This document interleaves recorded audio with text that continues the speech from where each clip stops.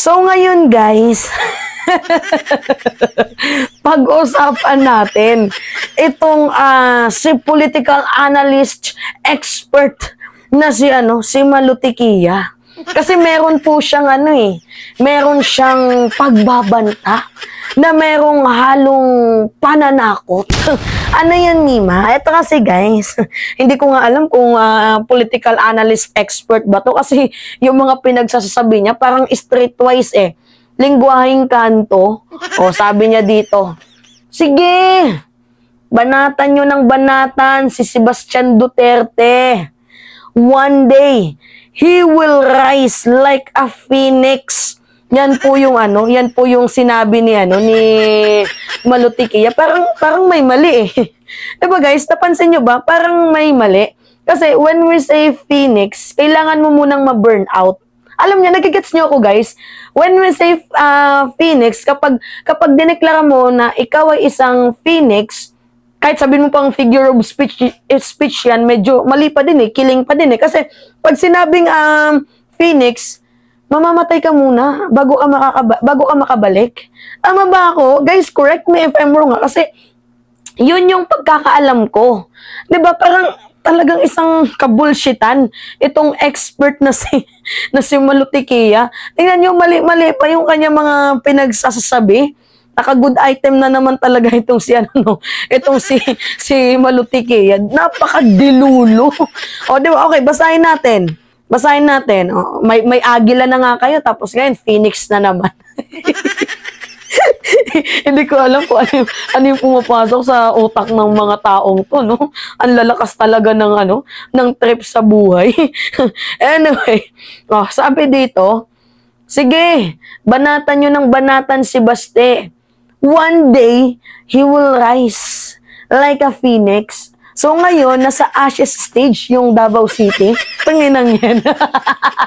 Ang lakas talaga ng ng tama, ng mga didilis na to. Kaya nga sabi ko sa inyo guys, hindi na talaga natin kailangang sirain sila. Dahil ito na mismo, yung mga katulad ni Malutiktik, yung mga supporters mismo ng mga Duterte, ang sumisira sa kanila.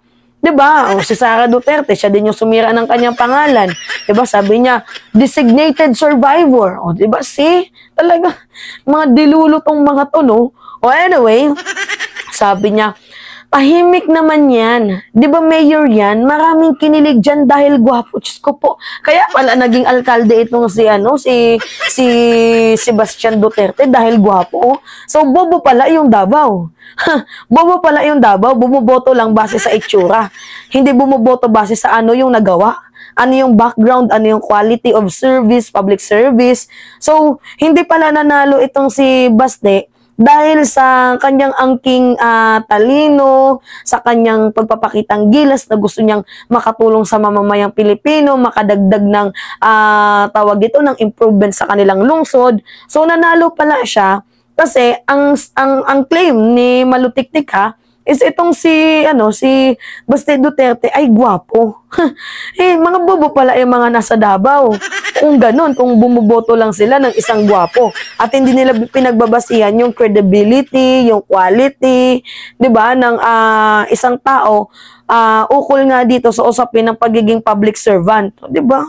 May mga ganun-ganun. Sabi ko nga sa inyo guys, sila na talaga mismo yung sumisira dito nga sa pangalan ng mga Duterte. Mga dilulo nga no?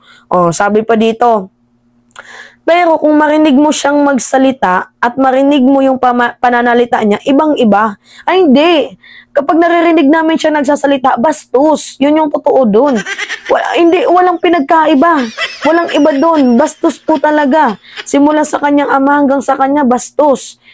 Tapos sasabihin mo, ibang-iba siya kung magsalita. Naiiba, syempre, kasi kung bastos si Digong, mas bastos itong si Baste. Diba, kumbaga, times 2 na ugali ni Digong ang namanan niya, ni Baste. At beside, mamamatay tao din, di umano.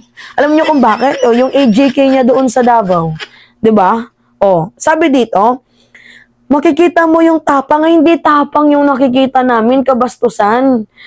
Expert, Malutiktik. Hindi po hindi tapang yung nakikita namin.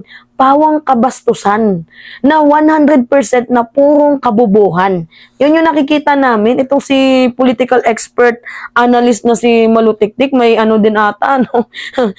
Nasa good terms, nasa good items din ata itong si Malutiktik. Kasi kung ano-ano din yung pinagsasabi ng kanyang bibig, wala din sa hulog.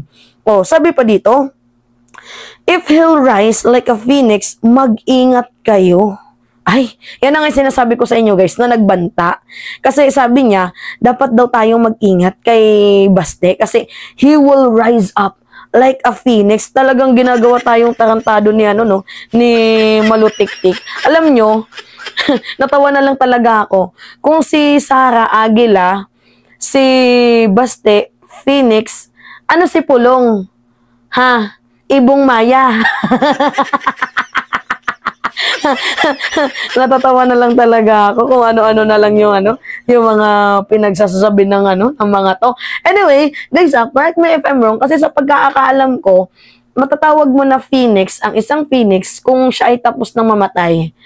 Parang yun yung pagkakaalam ko, kailangan niya munang sunugin ang kanyang sarili and after niyang mag-rise up, Phoenix na siya. Parang ganun yung pagkakalam ko sa Phoenix eh. I'm not so sure about that. Pero yun kasi yung yung natutunan ko nung grade 6 ako. Yun yung sabi ng teacher namin.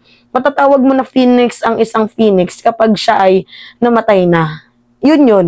So, ay nako. Anyway, sabi dito, bihira ang isang bata bago ang pumuklaw ng national sentiment ng taong bayan. At yan, si Baste. Uy, may panlaban kami dyan, si Migs Nograles. Si Migs literal na may respeto pero may sense yung mga sinasabi. And nasa context talaga, hindi pares dito kila Baste out of the context tapos mayroon pang halong intriga na may 100% na purong paninira. Yun naman kasi sila eh. 'Di ba? Yun naman yung branding nila kapag hindi nila yung bet ng isang tao, sisiraan nila. Crab mentality nga yung kanilang yung kanilang pag-uugali. So anyway, yun guys, yun yung yung banta ngayon ni Malutikia. Mag-ingat kayo kasi itong si Baste, he will rise up like a phoenix. Shit! Kakaiba din pala, no? Pag nagkaroon ng tama itong mga itong mga aning-aning na praning na supporters nila Digong. Kung ano-ano yung mga pinagsasabi. O, si Maharlika, si PBBM daw, nagda-drugs. Pero, malaman-laman natin, siya pala yung gumagamit ng shabu. 'Di ba? Guys, si Morales, nagsasalita siya ng kung ano-ano, puro co-accuse.